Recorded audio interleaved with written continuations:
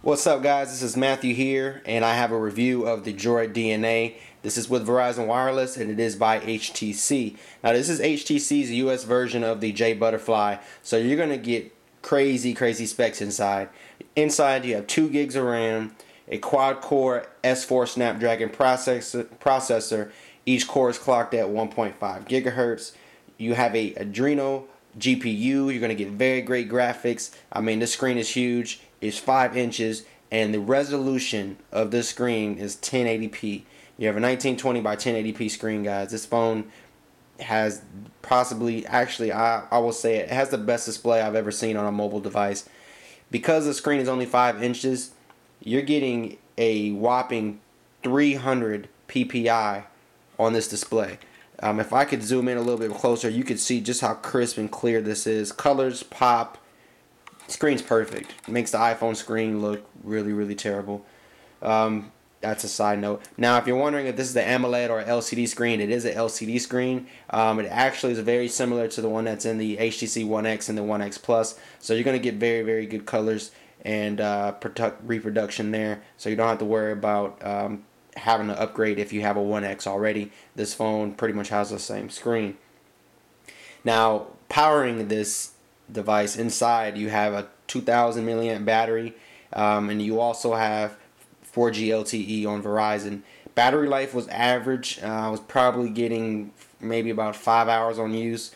That was heavy use because on these review phones, I have to be honest with you guys, I'm using it heavily. I'm not using it like a casual user. I'm just kind of testing it out, web browsing, watching YouTube and things like that. But for the most part, I would expect that you would get through a day's charge with this phone. Now, it has this black and white Droid kind of branding on it, so I wouldn't be surprised here if you might find it a little unattractive. If you look along here, you have this nice little race car stitching. This is actually a speaker. On the top, you have your power button, and you have your 3.5mm headphone jack and your SIM card slot.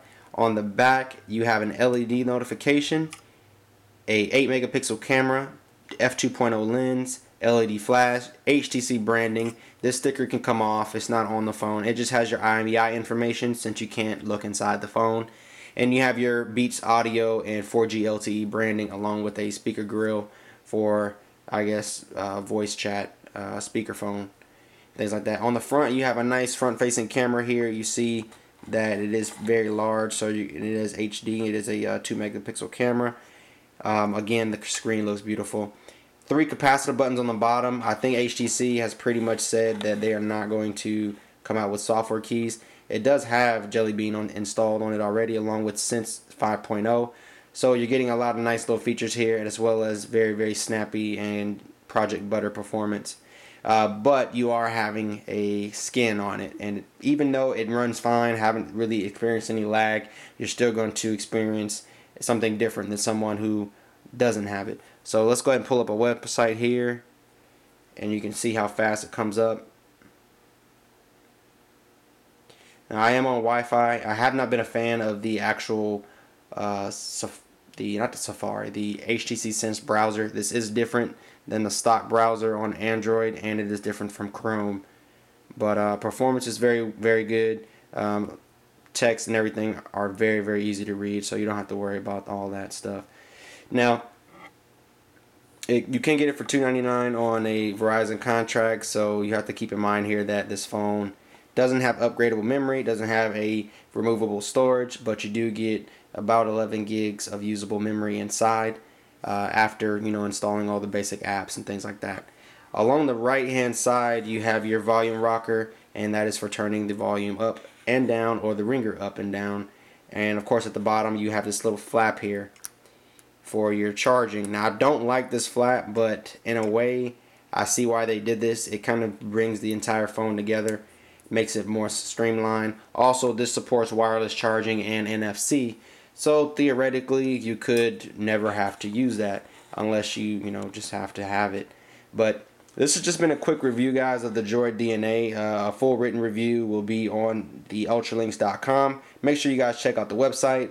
There I also have some high resolution photos for you guys to check out.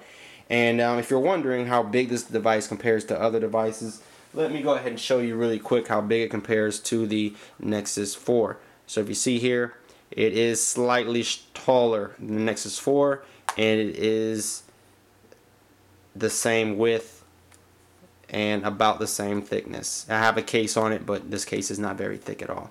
So that's it, guys. I'll see you in my next video. Peace.